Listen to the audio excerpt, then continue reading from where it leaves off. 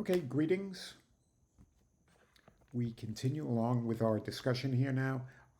The topic for today are these things called NFAs.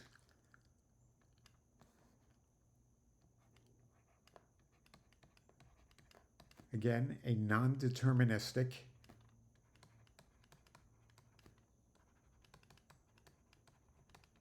finite state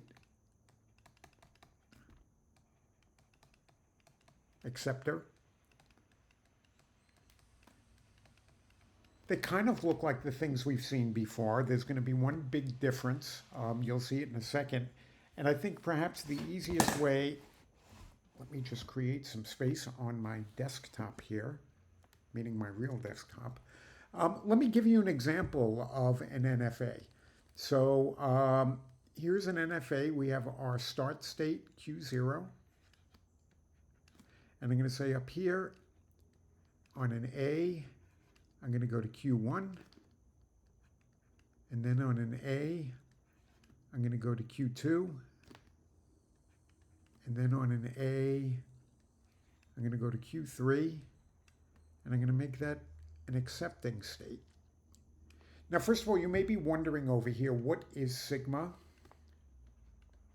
And I'm going to say it could be one of two things. It might just be the letter A. There we go. Only one input symbol. It might be AB. If it's AB, you might be upset because you're saying to yourself, well, where are all the transitions for B? If you prefer, we could have some absorbing state over here where all of these went to this absorbing state on a B, and once we're in the absorbing state, we just transition on an A or a B to that absorbing state. The absorbing state is not an accepting state. But anyway, we can see just looking at this thing right over here, it looks like it's looking for three A's. If it sees three A's, it goes, hey, I'm really happy. And if it sees anything else, I'm not happy. But here's where things are going to get different now. I'm going to come over here. I'm going to say, here's a transition on A as well. And over here, I'm going to come to Q4. And over here's an A. And I'll come over here to Q5. And on an A, I'll go back over here. Now, if I come down here on an A, it looks like A, and I'm going to make this an accepting state. So you'll notice if I have AA, I'm over here, and that's accepted. If I have three A's, it goes 1, 2, 3, and that's not accepting. If I have four A's, I go 1, 2, 3, 4. So it looks like this over here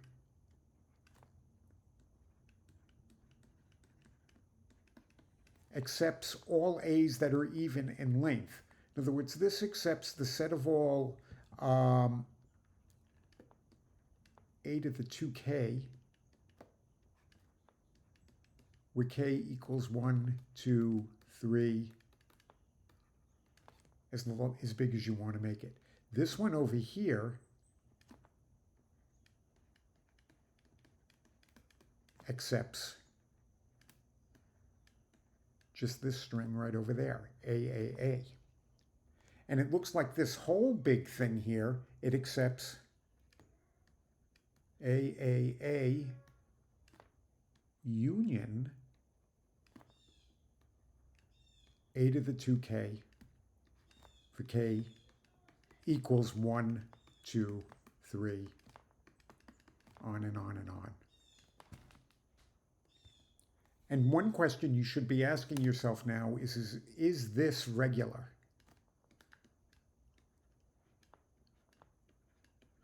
And I don't know the answer yet. Remember, what it is to be regular means that it is accepted by a deterministic finite state automaton. We don't know if this is accepted by a finite state one. We know it's accepted by, or we don't know if it's accepted by a deterministic finite state automaton. We do know that it is accepted by a non-deterministic finite state automaton. And one of the big questions that you all should be having now is, what's the relationship between these two? Well, I'm not going to answer that question just yet. We still have to talk a little bit more about what these things are. So what I would like to do is as a formal definition here.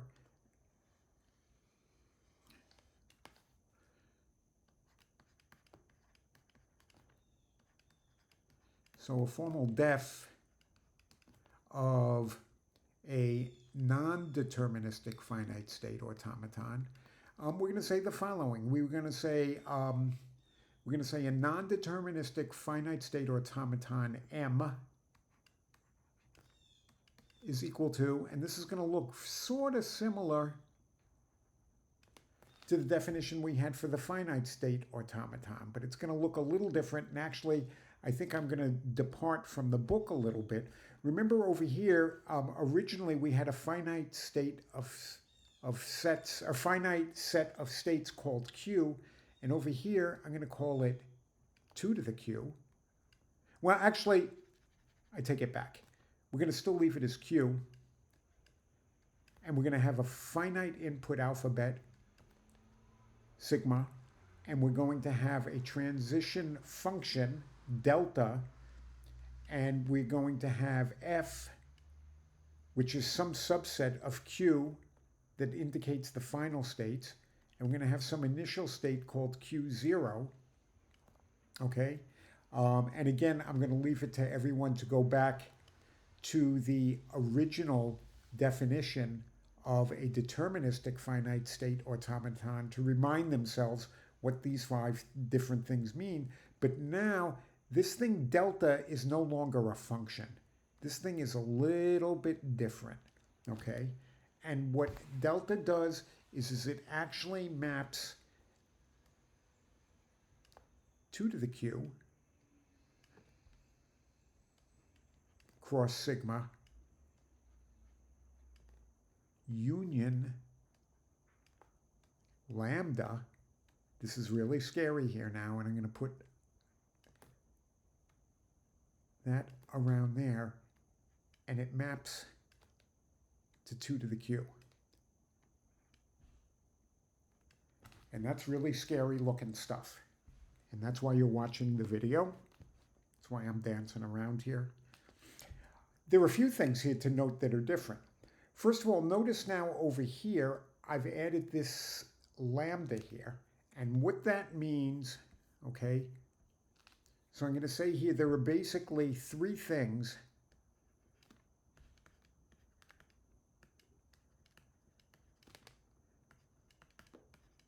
differentiate an NFA from a DFA.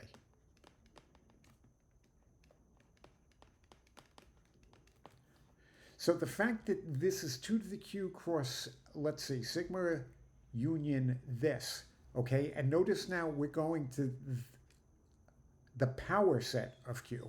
So number 1, it could be the case that lambda of, okay, Q sub I, comma, an input symbol, that this maps to more than one state.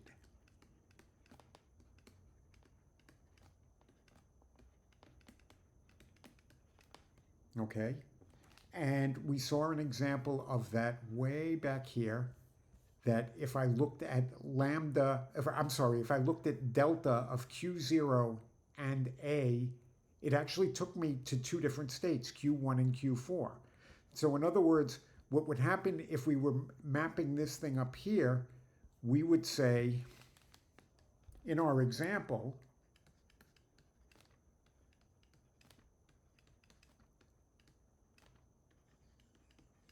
we would say that delta, I don't know, for some reason I keep calling delta lambda, that delta of Q0 and A is equal to, and I've got to go back and take a look. In this case, it was Q1, Q4.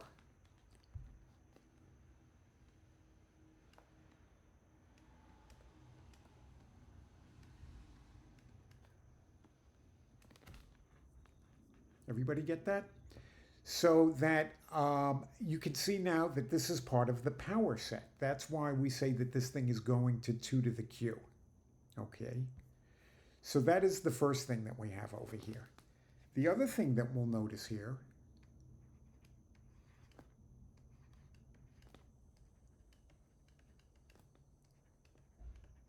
we may have transitions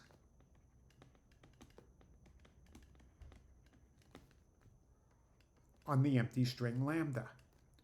In other words, it may be possible that we have that delta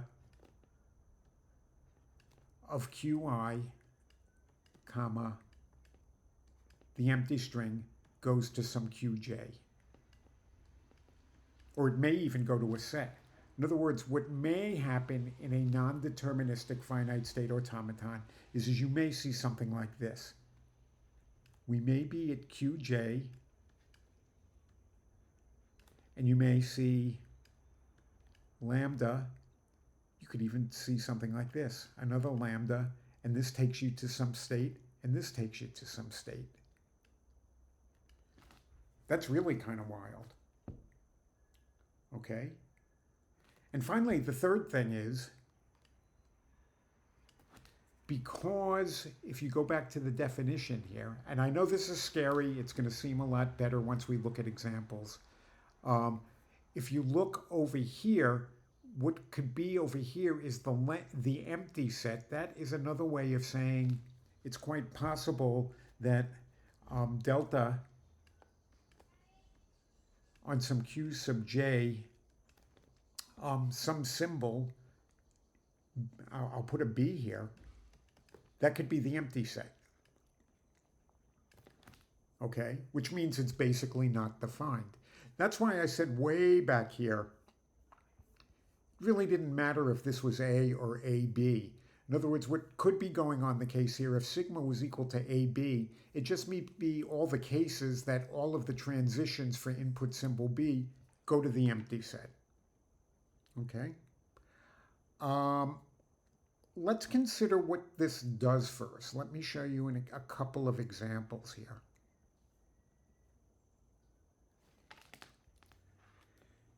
So, for example,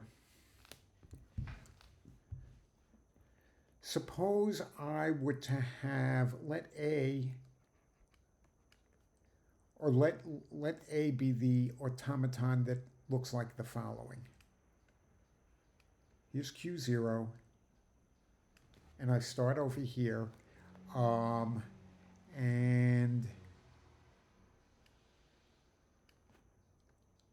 on A, I do that. And on B, I go over to here. And if I see an A, I go back over here. And let's suppose I come over here and I have another B. And here's Q2. And I'll put that over there. And if I see a B, I'll stay here. And if I see an A, I'll come back over there. So I want you to notice what happens over here. I'm hoping, if I've done this correctly, that this is the automaton that accepts all strings that end with two B's. Okay?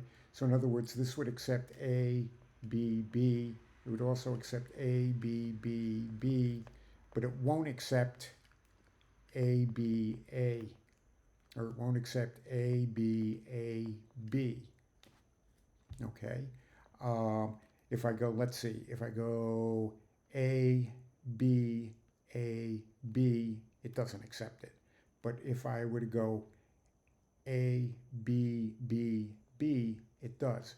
So this basically, this automaton over here accepts everything that ends with a BB. Now it could be 3 Bs or 4 Bs or 5 Bs.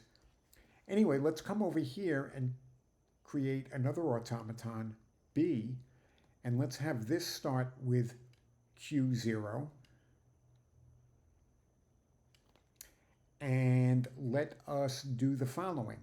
Let this cycle around here on B's. if I see an A over here, it takes me to Q1. On the other hand, if I see a B, it takes me back here.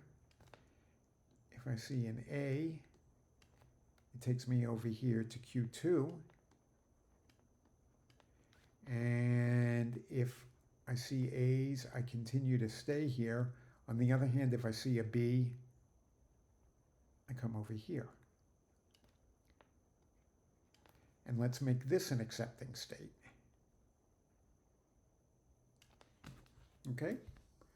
And what happens here now is I think you would recognize that this automaton right over here is the deterministic finite state automaton that accepts all strings that end with at least two A's. Okay? In other words, this one over here, actually none of these would be accepted by this, but this would accept, for example, AA, or it would accept B, A, or it would accept B, A, B, A, B, B, A. Okay? So this is going to accept any string that has at least two A's at the end of it, two or more A's. This would accept any string that has two or more B's added. But now what I want to do is let's come over here, and I'm going to come here, and I'm going to create, oh, and this should have this in it. I'm going to come over here, and I'm going to have another set, and I'm going to call this Q0 star. And I'm going to put an ampersand, or I'm going to put the arrow over there like that. And what I'm going to do is I'm going to say, let's come over there, and that's a transition on lambda. Let's come over here, make that a transition on lambda, and then let's come over here and let us erase that start symbol and that start symbol. And now I want you to appreciate that what happens over here, here you get the true nature of a non-deterministic finite state automaton. This is saying from the initial state, either go over here or go over here. Well, the question is which way do you go? And the answer is you go the way that works. So the idea of a non-deterministic finite state automaton would go like this. Suppose I had a string that looked like this. Suppose I had A, B, A, B, B. Well now, so the question is if I'm going to put that automaton on this particular NFA, the question is which way do I go? And the answer is, I don't know. Well, if I could, first of all, I could try coming up to the top one. And why do I feel, there's my cursor. So if I come up here and I go A, and then A takes me back to here, and then a B takes me over to here, and then an A takes me to there, and then a B goes there, and a B goes there. It's accepted. That's really cool, okay? What if I were to come over here and I had a string that looked like this? A, B, B, B, A. Well, I could come over here, and if I go this way, well, I'm going to go A, and then B, B, B, and then I'm going to go A. If I went on this branch, that leaves me at Q0. Doesn't accept it. So I'm going to go, well, let's try going the other way. If I come over here and I go A, B, B, B, and then A, what happens is I find myself in an accepting state. So you can look at this in one of two ways. You can say that the way that we execute a non-deterministic finite state automaton is, you can think of it two ways. One way is as we run it in parallel, okay? So this is a notion of parallel computation. And it would say, okay, look, I have a string here. What I'm going to do, I see these lambda transitions over here. What I'm going to do is I'm going to come up over here and I'm going to execute this one and execute these in parallel. And if one of them ends up in a final state, then fine, I go ahead and I accept the string. The other way, if you want to think about it differently, is I just say, I'll try this one first, and if it doesn't work, I'll come over here and then I'll try this one. So first of all, we've got a nice piece of theory over here, and it basically says the following. We can make a theorem out of this.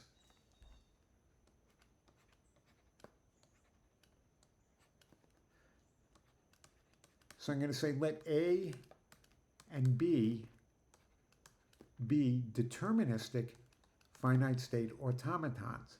Then we come over here and I say then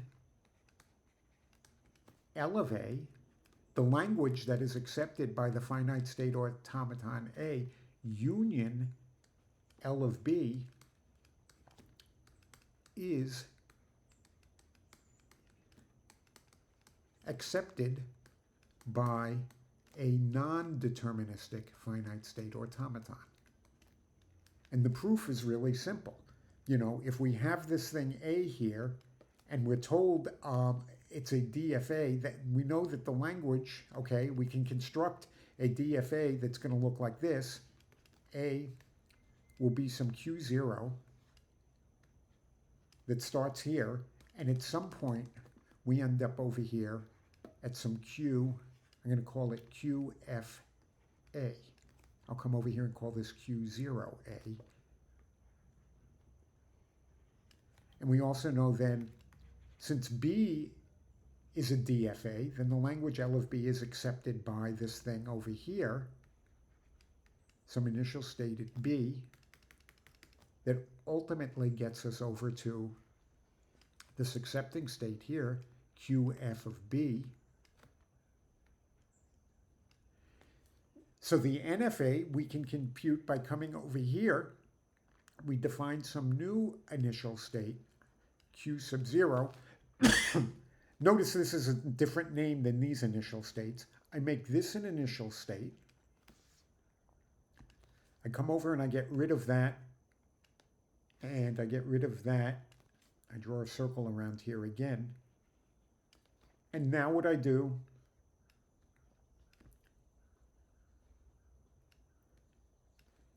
is I put lambda transitions over here.